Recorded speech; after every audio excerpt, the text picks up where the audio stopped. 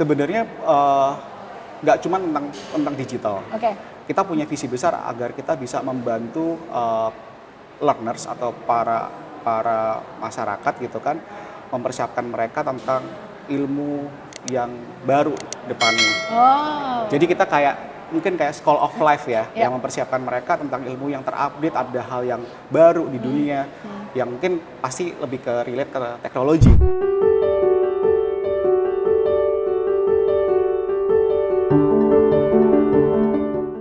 Discussion kembali hadir bersama saya Yedi Yusra dan kali ini kita akan berbincang-bincang dengan co-founder dari Binar Academy, Seto Lareno. Hai Seto, apa kabar? Halo Mbak, baik. Terima kasih sudah mengundang Daily Sosial di kantor Binar Academy. Ini sebenarnya bukan kantor ya?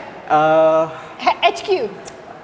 Bukan ruang kerja. Ruang kerja. Tapi Okay. lebih dibilang kayak this is like working hub lah ya. Oh, betul, working hub. Working Oke. hub. Langsung aja kita ngobrolin Binar. Boleh. Dari tahun 2017 ya, Benar. Binar sampai sekarang 2022. Benar. Perkembangan atau transformasi apa sih yang paling menonjol sepanjang beberapa tahun terakhir ini? Oke, transformasinya cukup besar ya, 5 tahun belakangan ini cukup banyak hal yang kita pelajari dan membuat kita semakin jauh lebih fokus gitu kan. Kita mulai sebenarnya dari Free Scholarship Academy. Yeah. Jadi kita dulu memberikan beasiswa kepada orang-orang, terutama orang-orang yang pengen masuk ke dunia digital dan belajar dunia digital. Terus kemudian kita melihat bahwa ternyata it doesn't work gitu kan. Yes, it's about commitment.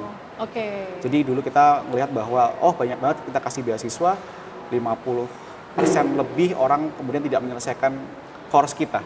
Padahal udah beasiswa tuh ya? Sudah beasiswa. Oke. Jadi kayak kita pengen memberikan secara cuma-cuma lah, karena kita melihat bahwa ada ketimpangan kan, ketimpangan di talent digital di Indonesia sejak tahun 2017, zaman-zaman investasi lagi besar-besaran di dunia e-commerce, retailing dan segala macamnya. Karena kita susah mencari talent Indonesia, kita akhirnya kayak terpanggil untuk bantu untuk memperbesar jumlah talent di Indonesia. Nah, akhirnya kita pengen gratis, tapi kita udah punya bisnis modeling di sana. Tapi it doesn't work selama 2-3 tahun, kemudian kita shifting untuk akhirnya bisa memberikan berbayar, tetapi di situ kita pengen tetap bisa affordable. Kenapa? Karena ketika orang udah membayar, mereka ada komitmen kan terhadap dirinya sendiri, dan komitmen itu menjadi drive buat si learnersnya, yang kemudian akhirnya itu bisa meningkatkan completion rate sampai di angka 95%. Wow. So it's huge. Jadi itu kayak satu hal step bahwa kita bertransformasi. Nah, transformasi kedua sejak tahun 2020-an dan sampai tahun 2022 sekarang ya, yang sedang kita lakukan sekarang adalah bagaimana kemudian men-personalize learning. That's true. Kita sekarang lagi komitmen banget untuk fokus bagaimana sih mempersonalize learning, karena setiap orang punya cara belajar masing-masing, dan kita juga punya tujuan, punya visi bahwa bagaimana sih menciptakan tempat belajar yang bikin orang joyful, bikin orang addicted gitu kan untuk belajar. Karena kita lihat bahwa permasalahan di Indonesia pendidikan orang tuh kayak kenapa sih membosankan. Nah, kita pengen bikin joyful agar bisa empower mereka. Nah, kemudian transformasi yang kita sedang mau planning adalah bagaimana kemudian bisa mendigitaliskan pembelajaran ini. Kenapa? Karena kita pengen juga bisa reach out tier 2 and tier 3 kota-kota yang mungkin belum punya privilege untuk bisa mendapatkan akses pendidikan. Kita pengen ke Sabang, kita pengen ke Merauke, agar mereka juga punya kesempatan yang sama tentang knowledge di dunia digital gitu kan, gak hanya orang-orang di Jawa gitu kan. Dan kita lagi mencari cara bagaimana untuk bisa menciptakan sebuah teknologi yang bisa membantu mereka untuk mendapatkan ilmu-ilmu tersebut dengan cara yang masing-masing. Kemudian dari sisi company-nya sendiri, secara bisnis kita cukup growth yang lumayan dalam waktu beberapa tahun belakangan ini. Dan untuk jumlah team members kita, kita dulu dimulai hanya sekitar 20-30 orang di tahun 2017. Dengan keterbatasannya sekarang kita sudah punya sekitar 300 orang team members. Wow. yang punya visi yang sama untuk bisa mendemocratize akses pendidikan. Oke. Gitu. Tapi sebagai platform, meskipun berawal dari scholarship sampai akhirnya berbayar, tetap kan meng-cater kebutuhan talenta digital yang saat ini masih menjadi persoalan ya, Seto ya? Sebenarnya nggak cuma tentang digital. Oke. Kita punya visi besar agar kita bisa membantu learners atau para masyarakat gitu kan, mempersiapkan mereka tentang ilmu yang baru depannya. Oh. Jadi kita mungkin kayak school of life ya, yang mempersiapkan mereka tentang ilmu yang terupdate, ada hal yang baru di dunia, yang mungkin pasti lebih ke relate ke teknologi gitu kan.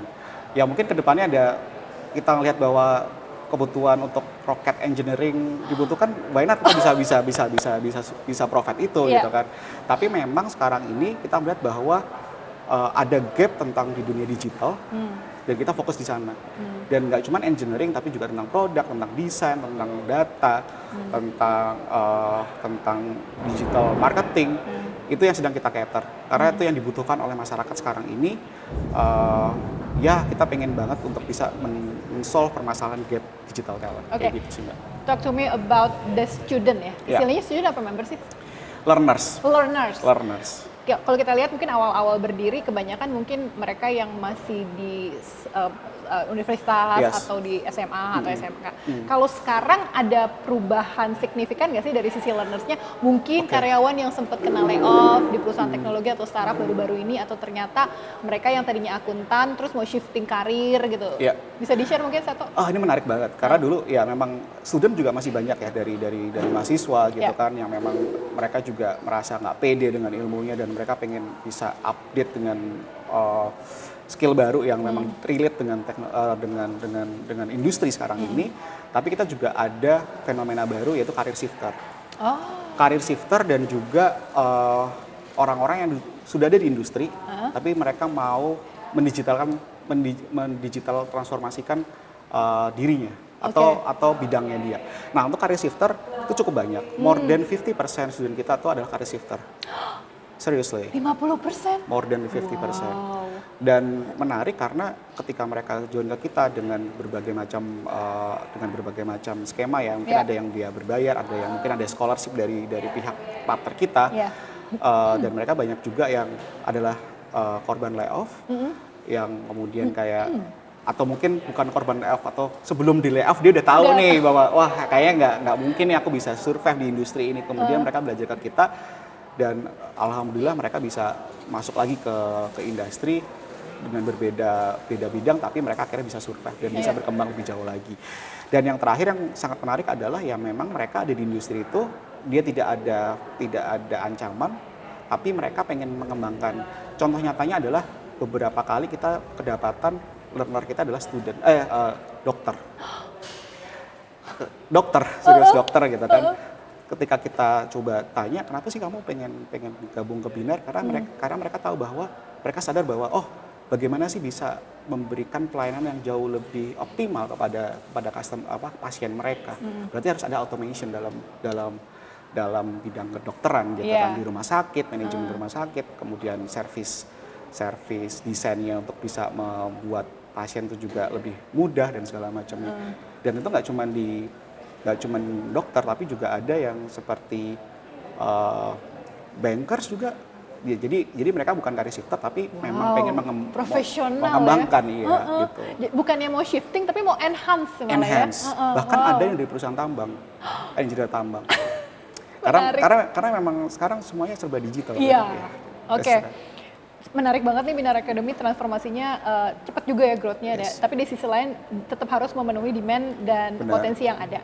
What next nih untuk Binar? Kita udah di tahun 2022. Apa masih ada target yang belum dicapai atau ternyata ada fokus yang kemudian di-shift dari awal sampai saat ini? Kalau shifting tadi seperti tadi aku sempat sampaikan bahwa kita kedepannya juga pengen bisa mendevelop cara untuk bisa menjangkau orang-orang di second or tier city. Itu kan butuh. Bukan cuma e-commerce aja ya? That's right. Karena itu butuh solusi dan effort yang tinggi banget. Kenapa? Karena kalau kita ngomongin belajar tentang digital skill, itu pasti pertama adalah infrastructure. dari internet, apakah mereka bisa mampu untuk beli internet gitu kan. Karena kan kalau misalnya kita kan memang memberikan online gitu kan, tetapi ada biaya tambahan juga, walaupun kita memberikan murah, biaya internet, kemudian laptop. Nah ini juga yang menjadi challenge kita juga, bagaimana kita bisa kayak belajar coding itu di handphone. Oh, menarik. Itu adalah yang sekarang kita lagi mau cari cara nih, mau eksperimen how to implement it gitu kan. Dan kemudian banyak faktor lainnya tentang motivasi, tentang knowledge gap, logic gapnya juga. Ini yang mau kita cari tahu. Jadi kita mau bisa membantu mereka. Dan uniknya sekarang ini yang kita benar-benar lakukan adalah nge-localize konten. Ini penting banget. Karena ya teknologi itu kayak semuanya bahasa Inggris dan kadang-kadang bahasanya advance. Ini komitmen kita juga bagaimana kemudian membumikan bahasa atau knowledge ini menjadi hal yang sangat mudah dan bisa dipahami. Even kayak tukang bakso bisa understand, paling nggak understand ya, atau mungkin orang mamang burjo dia understand tentang UI UX gitu kan, mungkin tentang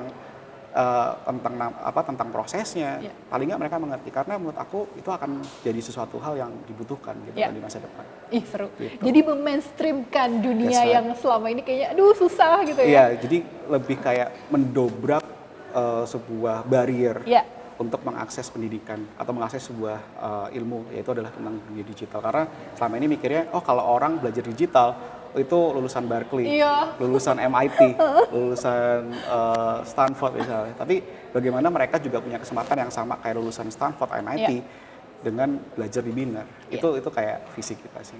Aduh, semoga sukses dan kita dukung terus deh. Terima kasih. Dari Binar Academy. Thank you Seto atas waktunya ya, dan kita tunggu update-update terbaru dari Binar Academy. Terima kasih. Oke.